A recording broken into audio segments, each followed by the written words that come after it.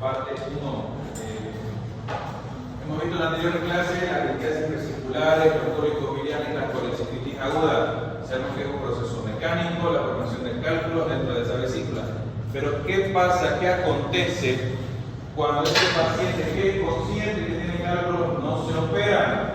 Puede tener una complicación como ser la coledocolidiasis. Su nombre lo dice.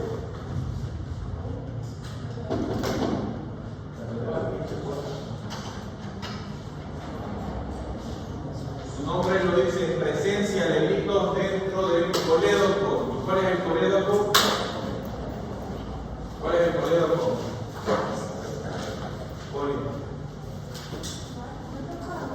Es el conducto biliar principal, es la vía biliar principal. Aquí lo podemos ver para que nunca se olvide.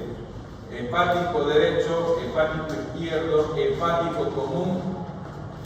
Donde conecta el conducto cístico, forma el conducto colédoco. Tiene 4 porciones que ya se las mencioné en la anterior clase.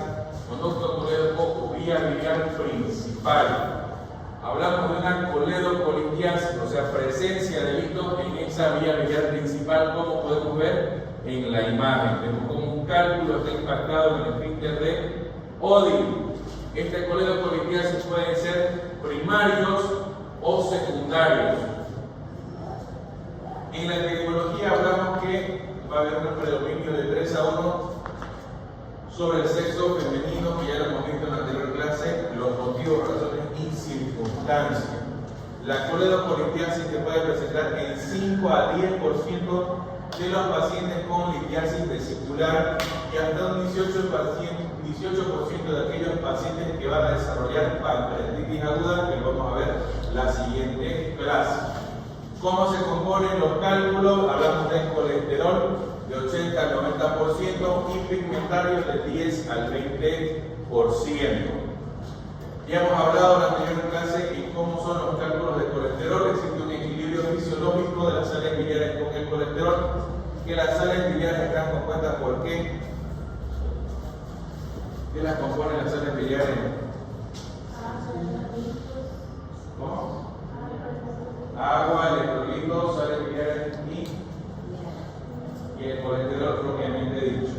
Hemos visto que existen factores de riesgo que pueden romper ese equilibrio, como ser la obesidad, enfermedades metabólicas o ciertas costumbres que el paciente tiene, como la dieta.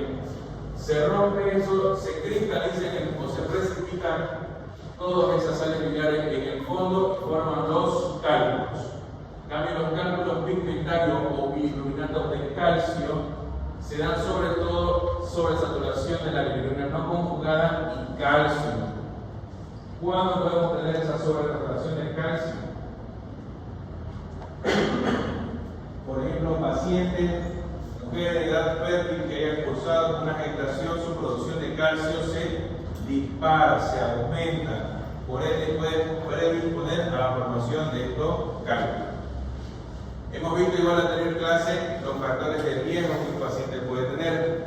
Y aquí recalcamos factores no modificables, aquellos que nosotros no podemos intercurrir, no podemos modificar, no podemos hacer nada, como ser la edad avanzada, el sexo femenino o algunos aspectos genéticos. Factores modificables que nosotros podemos sugerir, cambiar, intercurrir con el paciente, como ser los embarazos, la obesidad, el ayuno prolongado, un síndrome metabólico, la utilización de anticonceptivos o la baja actividad física. En todo esto nosotros podemos sugerir al paciente algún cambio de hábito, alguna modificación como tal. Ahora hablamos directamente de la coledocolidiasis. Vamos a ver primero la primaria, que se da en un 4 al 10%. Puede ser cualquier índice, cualquier tipo de cálculo. Pueden ser marrones, pigmentarios o combinados. Se llama que todo en países asiáticos. ¿Y cuál va a ser lo característico de esta enfermedad, de una coledocolidiasis primaria? Que son en pacientes que tienen alguna colecistectomía previa. Se da en aquellos pacientes que no tienen vesícula vesícula biliar que ya fueron operados. Sin embargo, vuelven a generar algún cálculo, como podemos ver en la imagen. ¿Por qué se da esto? Imagínense, ya no tenemos vesícula, pero el paciente va a seguir su misma vida rutinaria, el mismo factor de riesgo, no va a modificar nada. Entonces, esto al hacer un esfínter es una circunferencia, o sea, va a estar cerrado. Y de la misma forma se van a precipitar en el fondo todas esas sales biliares hasta formar un nuevo cálculo. Y esto se puede dar a partir de los 2 años después de la cirugía. Entonces, para que no se confundan, y en resumen, la coledocolitiasis primaria se da en pacientes colecistectomizados porque no cambian su estilo de vida hasta después de 2 años de su cirugía. La coledocolitiasis secundaria, su nombre lo dice, secundario, es consecuente de algo, de mayor porcentaje hasta un 95% de los cálculos, y se da porque por la migración de estos cálculos de la vesícula biliar hacia el conducto biliar principal o hacia el coledo. Tenemos que estos cálculos impactan primero en la bolsa de Hartmann, va a haber aumento de la presión y aumento de esa funcionalidad que al final lo va a vencer, y ese cálculo va a salir de la vesícula biliar y va a enclavarse o estancarse en alguna porción del colédoco o de la vía biliar principal. Esto es una complicación de esta litiasis que se da en un 7 a 20% de los pacientes ya diagnosticados con litiasis vesicular. ¿Hasta aquí alguna duda, alguna pregunta?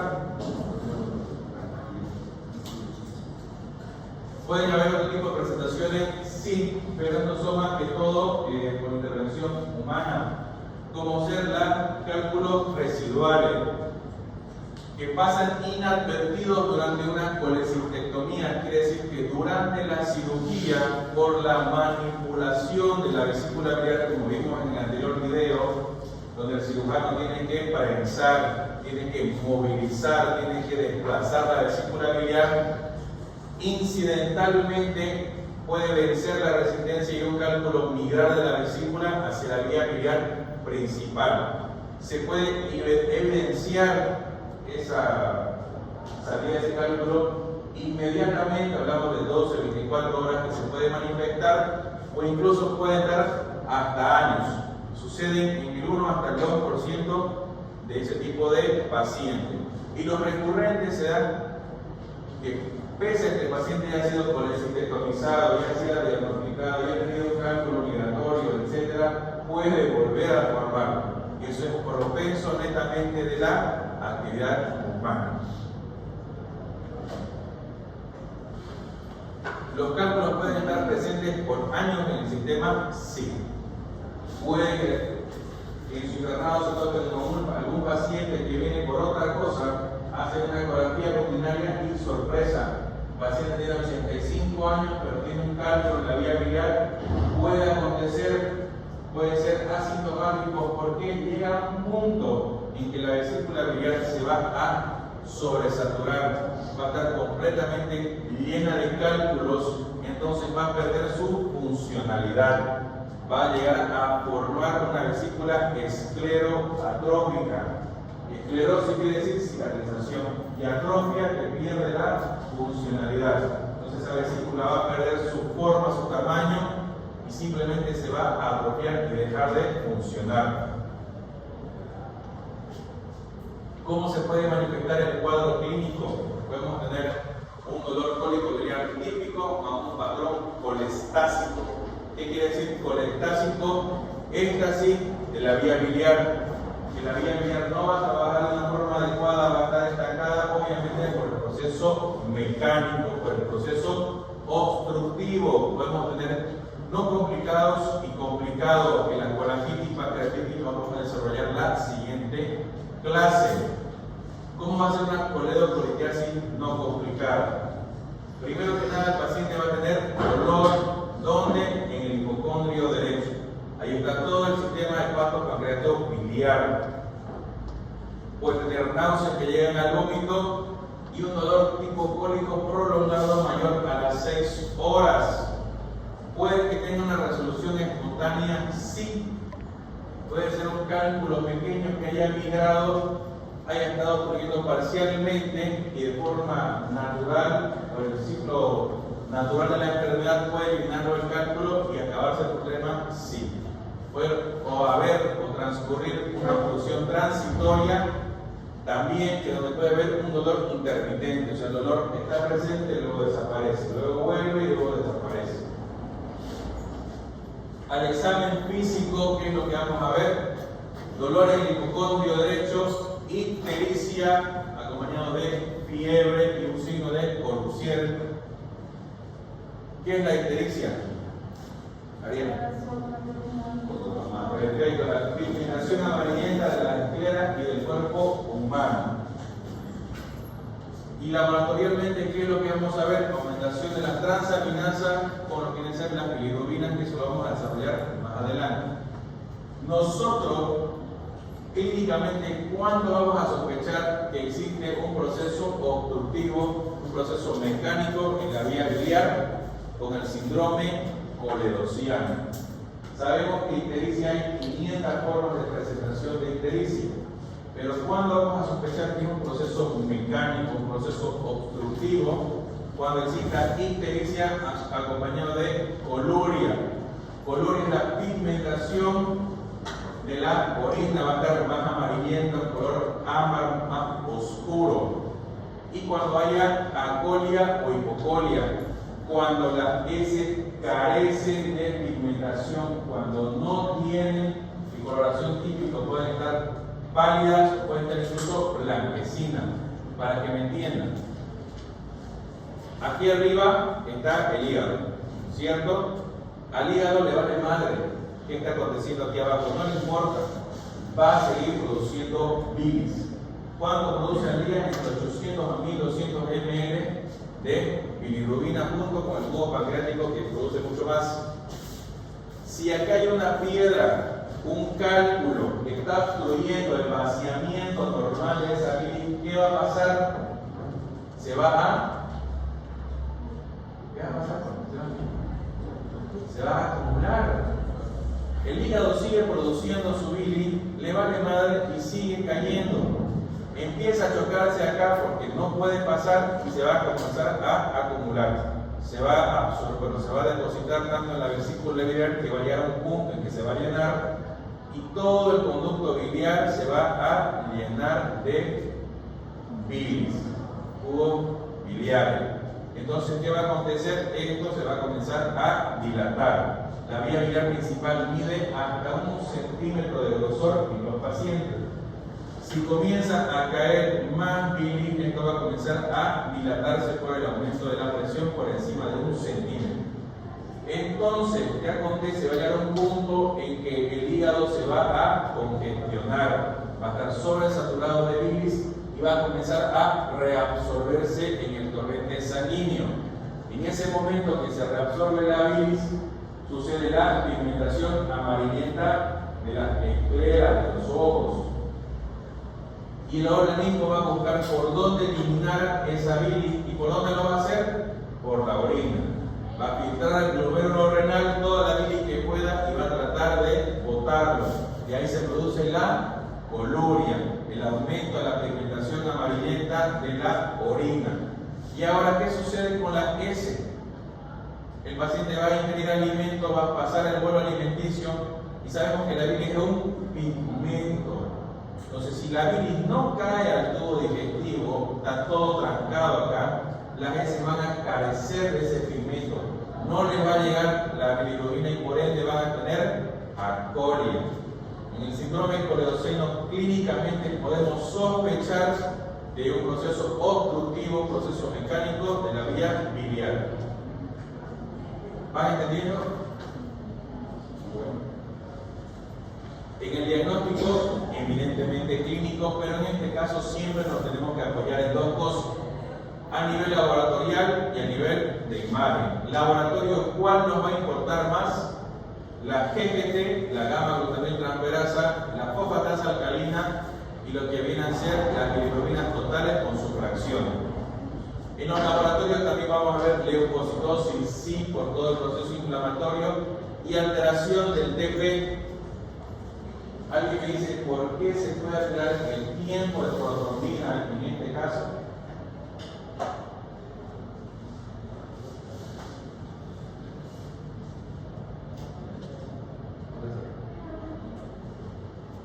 ¿Por qué se puede alterar el tiempo de protrombina en estos pacientes con un proceso obstructivo? El que el único que me responda a preguntar 3 horas de examen. 1, 2, 3. Ya, presten atención. El tiempo de protrombina es directamente asociado con la cascada de coagulación. ¿Qué vitamina está asociado directamente con la cascada de coagulación? La vitamina K. ¿Qué tipo de vitamina es la K? ¿Es liposoluble o hidrosoluble? Es liposoluble, o sea que se disuelve con la grasa. Imagínense que la bilirrubina actúa directamente en la degradación de ¿qué? De proteína y de lípidos, o sea de grasa. Si la bilirrubina no cae al tubo digestivo, no cae al intestino delgado, no se van a degradar las grasas. Y por más que sea que coma el paciente, no se va a absorber la vitamina K que se disuelve en las grasas, que es liposoluble. Por eso es que la vitamina K entra y se pasa recto, no se absorbe porque carece de bilirrubina en un proceso mecánico. ¿Entendieron? Espero que sí, porque te lo voy a preguntar en el examen.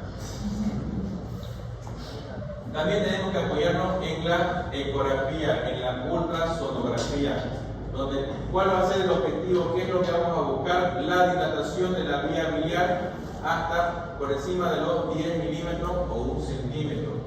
Si ya vemos que está dilatado, vamos a sospechar del proceso mecánico. ¿Qué pruebas vamos a mencionar? Aquí está todo lo que viene a ser el perfil hepático. ¿Estos valores son normales o son alterados? Normales. Son completamente normales. Siempre hay que tenerlo en cuenta, por más que los laboratorios siempre ponen sus parámetros a un lado, tenemos que recordarlo. De aquí, ¿cuál va a ser lo que nos importa? La fosfatasa alcalina, la gamma-glutamil transpeptidasa, transferasa y todo lo que viene a ser las bilirrubinas.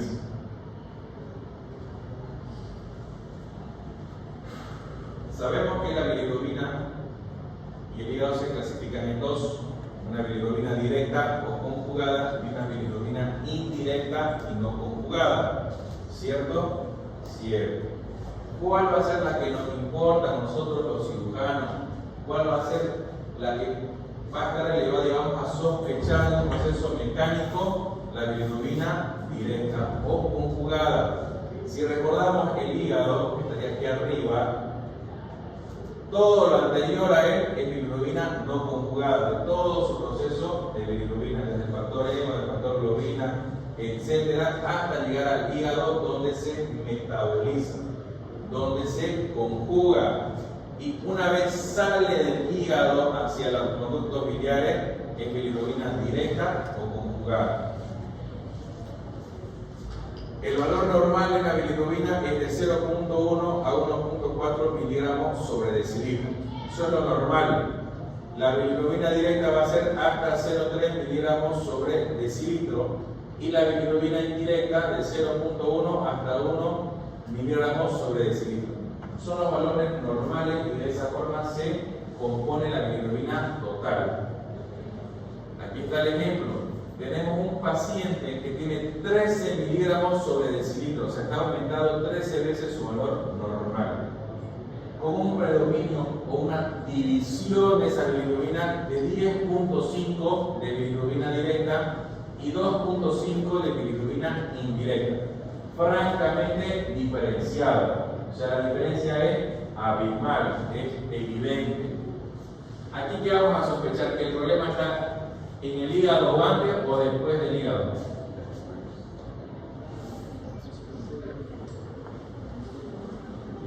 Después. ¿Están ahí?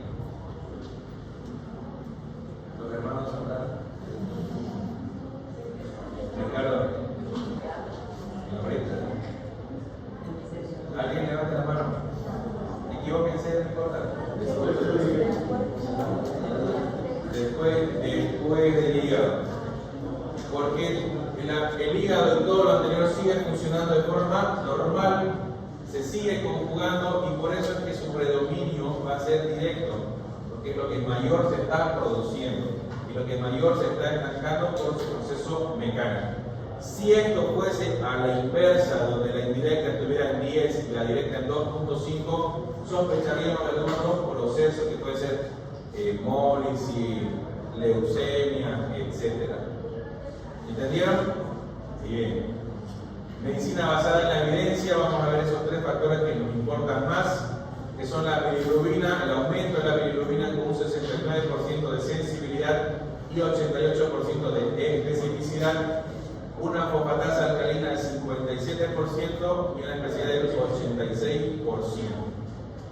Vamos a hacer esta comparación con un valor predictivo y estadístico.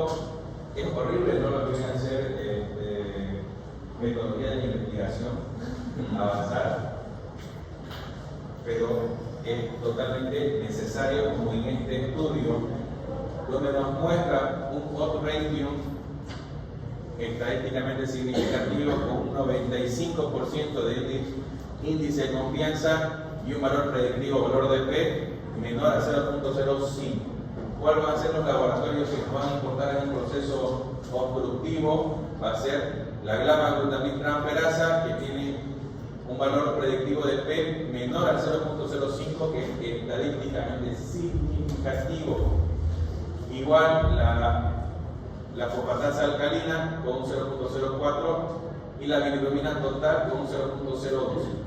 ¿Ustedes recuerdan en la investigación que un valor predictivo, valor de P, tiene que ser por menor del 0.05 para que sea estadísticamente significativo?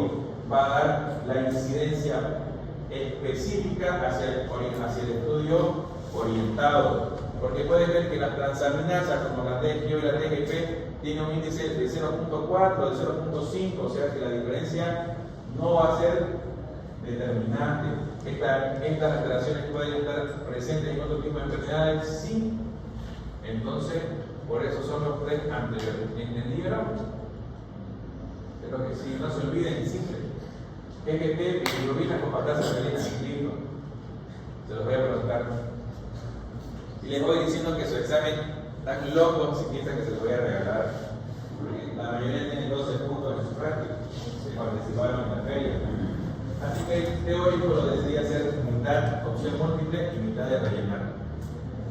Así que prepárense, porque me da la gana. En la ecografía transabdominal, ¿sí? 0.05. Y ahí dice 0.0 y después. Por eso 0.01, esa es la diferencia. Aquí mira 0.4, o sea, por encima 0.05. Matemáticamente hablando.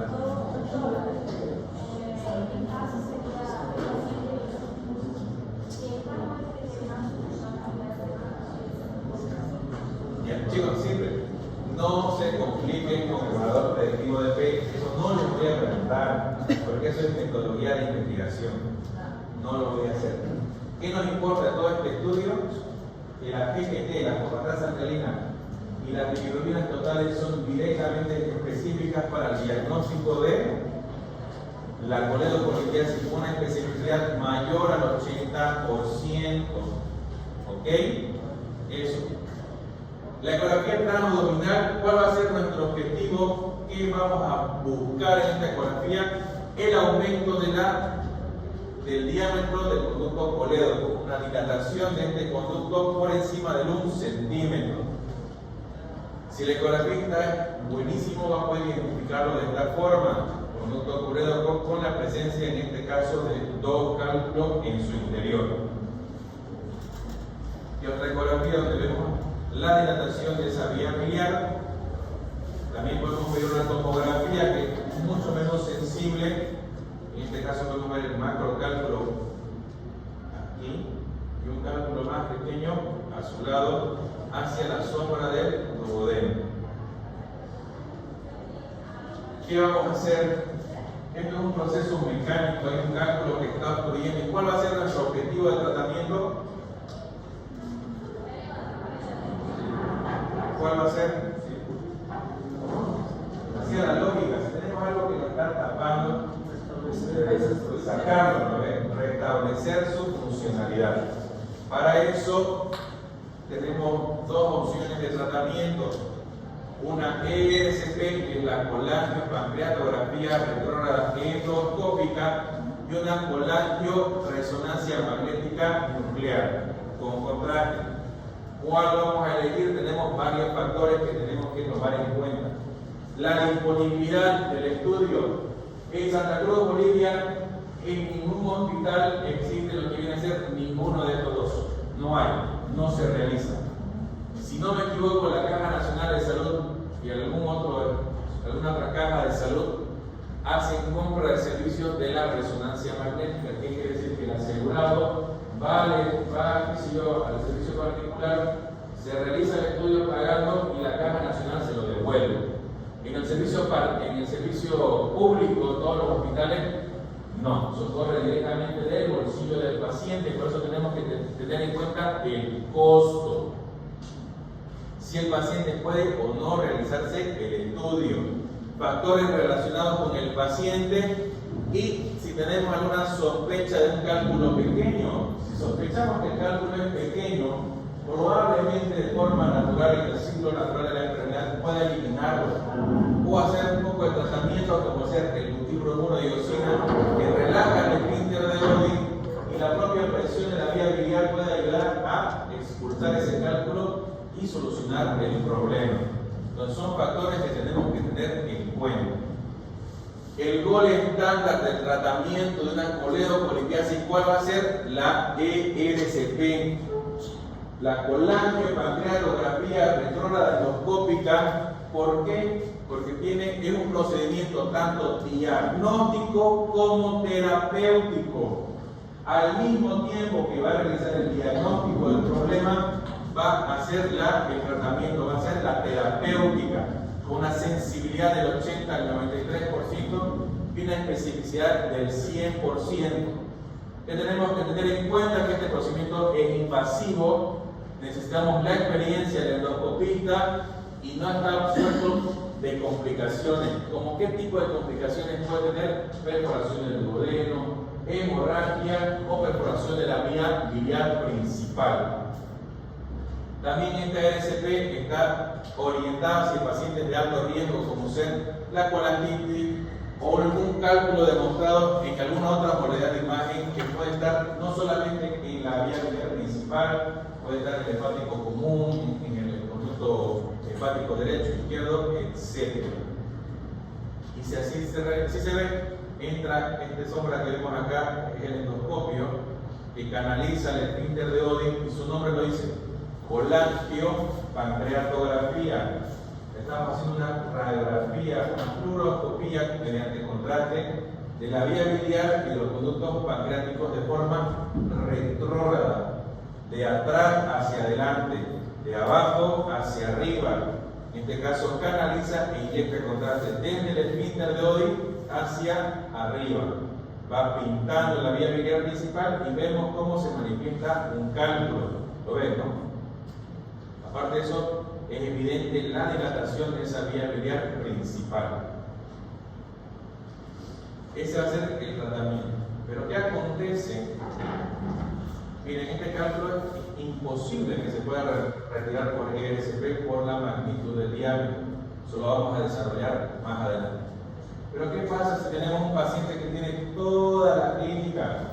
Ictericia, síndrome coledociano, alteración de los laboratorios, hacemos la ecografía y tenemos una dilatación de la vía biliar, hacemos la ERCP y en vez que sea un cálculo, sea un cáncer. Porque el cáncer de la cabeza del páncreas o el cáncer de la vía biliar principal va a ser exactamente lo mismo que obliterar, cerrarlo, ese conducto colédoco. Entonces la ERCP ya no nos sirve. ¿Qué otra opción de tratamiento podemos ver? Una colangiografía transhepática percutánea.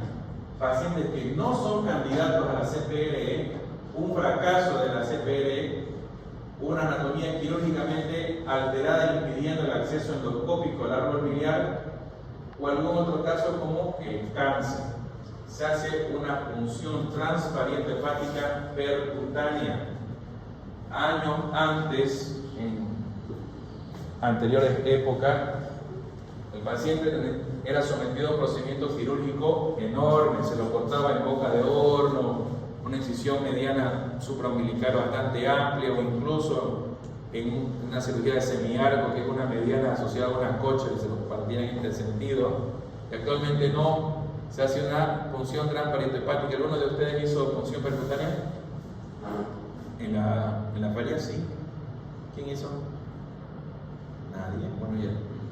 Entonces, una punción transpariente hepática se hace con anestesia local. Imagínense, anestesia en la parte del hipocondrio derecho, se canaliza un catéter y se va introduciendo ese catéter atravesando el hígado buscando un acceso biliar, un conducto biliar. O sea, introduce el catéter y, como pueden ver en la imagen, se inyecta el contraste y va dibujando el árbol biliar hasta poderlo canalizar. Aquí podemos ver en esta imagen de mayor diámetro que es el conducto, probablemente el conducto hepático común o el conducto hepático izquierdo, que está completamente dilatado. Pero de aquí hacia abajo no se pinta nada similar, no se ve la vía biliar donde debería verse. Entonces se canaliza y se introduce ese catéter venciendo esa resistencia hasta llegar al duodeno, que ese es el objetivo. Tiene dos objetivos: uno, descomprimir todo este hígado totalmente congestionado y sobresaturado de bilis, y dos, reinstaurar el paso del hígado hacia el duodeno, que la bilis pueda pasar desde arriba hasta el tubo digestivo para que siga su funcionalidad natural. Aquí lo podemos ver en otra imagen, cómo ingresa el catéter, va pintando, y vean cómo la vía biliar está completamente dilatada. Y aquí hay un stop, miren. El contraste que debería pasar hasta aquí abajo se detiene acá, no pasa, que probablemente sea un proceso cancerígeno. Entonces se introduce ese catéter, que es extremadamente delgado, hasta poder vencer esa resistencia y llegar aquí al duodeno. Se van introduciendo otro tipo de catéteres para dilatar un poco, hasta poder colocar el catéter multipropósito fenestrado para que pueda pasar la bilis desde el hígado hasta el duodeno, que esa es la clave, ese es el objetivo de esta funcionalidad. Y aquí lo podemos ver cómo ingresa el catéter. Miren, diferente el grosor, ¿no? Miren que es la guía, comparado con este. Ese ya es el catéter funcional. Aquí podemos ver probablemente el conducto biliar principal completamente dilatado, y aquí vemos la reconstrucción en 3D. ¿Qué creen que sea todo esto?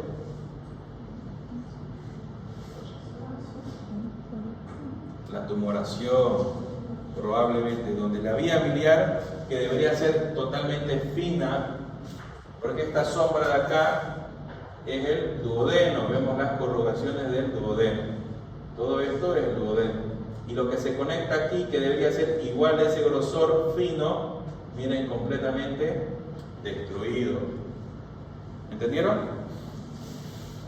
Este procedimiento se realizó por primera vez en el hospital japonés en el 2018, que dio la casualidad de la vida que me tocó a mí cuando era residente de segundo año. Justamente llegó el doctor Pepe Corosa, de haberse formado en México y Argentina, y tuvimos un paciente exactamente con las características que yo le digo.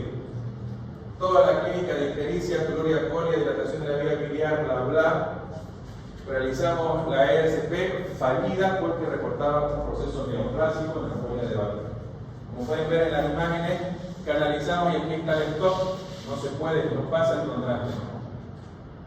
Al final colocamos la guía y colocamos el catéter multipropósito de doble de doble penetración, para que las penetras o los espacios queden aquí dentro de la vía biliar o dentro del hígado y salgan aquí al duodeno. Miren, si se dan cuenta, acá no se pinta el duodeno en ningún momento. Y aquí en la última fase ya vemos cómo se dibuja todo el duodeno, dándonos la claridad del objetivo, que es comunicar la vía biliar con el intestino. Como les dije, ¿cuál va a ser el tratamiento? Extraer el cálculo de una u otra forma. De alguna forma tenemos que descomprimir esa vía biliar, puede ser mediante procesos mínimamente invasivos como la ERCP, o por último, tiene que hacerlo quirúrgico. Siempre nosotros tenemos que ser conservadores. Antes el paciente que tenga, te decía, no, agrade cirugía, agrade cicatrices, grandes cirujanos, anteriormente era así, actualmente no. Mientras menos invasivos seamos, mientras más conservadores seamos, mejor para el paciente, porque evitamos riesgos y complicaciones y sobre todo una recuperación más rápida. Pero recuerda, la RCP con ese macrocálculo no va a salir por la RCP, no se va a poder excluir. Entonces, ¿qué vamos a hacer? Operar, hacer una colecistectomía, primero por vía laparoscópica y si es viable, realizar un procedimiento por ese medio. Y si no, pues ni modo, volver a cortar al paciente con incisión grande para poder manipular, porque nuestra mano tiene que entrar a la cavidad abdominal para poder manipular. Les mencionaba también que en ciertos casos el paciente asintomático puede que tenga cálculos, que llegue a la consulta como si nada hubiera pasado. Y sí, a mí me tocó una paciente de 20 años que tenía un bebé de 8 meses, fue a mi consulta, hicimos la ecografía, tenía microcálculos en la vesícula biliar y más nada, laboratorios normales, no tenía ni dolor. Quería operarse, entrar a cirugía laparoscópica y cuando veo el colédoco era un rosario totalmente lleno de piedra.